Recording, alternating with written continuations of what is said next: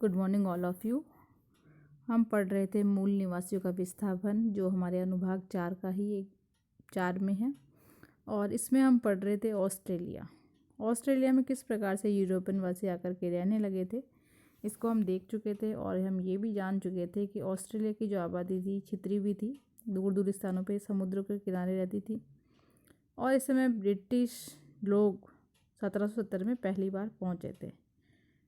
इसी में हम आगे देखेंगे कि ऑस्ट्रेलिया में यूरोपियन जो लोग थे, आबादकारों और मूल निवासियों के बीच ज़मीन का झगड़ा बिल्कुल वैसा ही था जैसा कि उत्तरी और दक्षिणी अमेरिका में हमने देखा था। शुरुआत में ऐसा ही था कि हालांकि इसकी शुरुआत 300 साल बाद हुई थी, यानी कि बाद में और झगड़े प्रारंभ हुए थे ज़मीनों को लेकर के, और मूल निवासियों को वहाँ से हटा दिया गया था। मूल निवासियों के साथ हुई मुलाकात को लेकर कैप्टन कुक और उसका जो जत्था था, यानी उसके साथ जो लोग गए थे, उन्होंने आरंभिक जो ब्यौरा या आरंभिक वर्णन लिखा, उसमें बताया है कि मूल निवासियों का दोस्ताना व्यवहार उत्साहपूर्ण था। वे खुश थे कि ब्रिटिश लोग बाहर से आए हैं।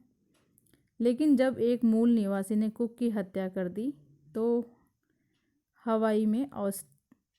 हवाई स्थान है ये जहाँ पर हत्या कर दी गई थी, और साथ में अब ये जान गए थे कि ये जो ऑस्ट्रेलिया के जो लोग हैं वे परिवर्तित भी हो सकते हैं, इनके विचार भी बदल सकते हैं। यानी शुरू में तो ब्रिटिश लोगों को इन्होंने उत्साह से, सम्मान के साथ अच्छे प्रकार से रखा, लेकिन धीरे धीरे इनके विचार परिवर्तन हुए, क्योंकि ये इनकी ज़मीनों पर क्या कर रहे थे, कब्जा।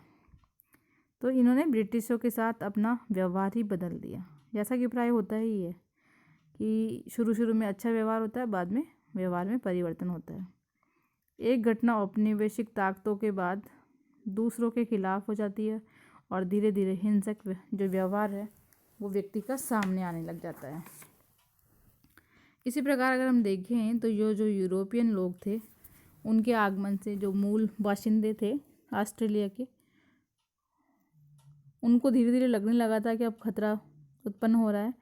लेकिन उन्होंने इतना अनुमान नहीं लगाया था कि 19वीं और 20वीं सदी के बीच में कीटाणुओं के असर से, यानी इतने ज़्यादा कीटाणु हो जाएंगे और ज़मीन उनके हाथ से चली जाएगी, और यूरोपियन जो लोग हैं उनसे हमारी कोई लड़ाई या झगड़ा होगा। 90% जो मूल बासिंदे थे, मूल जो ऑस्ट्रेलिया के लोग रहने वाले थे, इनको लड़ाई झगड़ों में, जो ज़मीनी विवाद आदि थे, इनमें अपनी जान गंवानी पड़ी थी, इनको वहाँ से हटना पड़ा था। ब्राज़ील में पुर्तगाली कैदियों को बसाने का प्रयोग भी किया गया था इस समय, और अब धीरे धीरे उसको बंद कर दिया गया था जब उनके हिंसक बर्ताव से, यानी कि जो वहाँ के जो लोग रह रहे थे कैदी, उन्होंने अपने हिंसक बर्ताव से मूल निवासियों के प्रति हिंसा को उतारू कर दिया। यानी कि अब धीरे धीरे क्या कर रहे थे, पुर्तगाली लोग वहाँ रह रहे थे, लेकिन इन्होंने भी अब हिंसक बर्ताव करना प्रारंभ कर दिया था मूल निवासियों के प्रति। तो मूल निवासी भी प्रतिकार में, यानी उत्तर देने के बदले, वो भी हिंसा करने लगे थे। ब्रिटिशों ने स्वतंत्र होने तक, जैसे ही ब्रिटिश से स्वतंत्र हुए, तब तक अमेरिका के जितने भी उपनिवेश थे सब ने यही तरीका अपनाया था कि इन्हें अगर ज़मीन चाहिए थी तो दूसरा जो वहाँ रह रहा है उसको वहाँ से हटा दिया गया था। और इसी प्रकार से ऑस्ट्रेलिया में भी यही चीज़ चल रही थी। ऑस्ट्रेलिया में ज़्यादातर शुरुआती जो यूरोपियन लोग थे वे इंग्लैंड से निकलकर निर्वासित होकर के आए थे।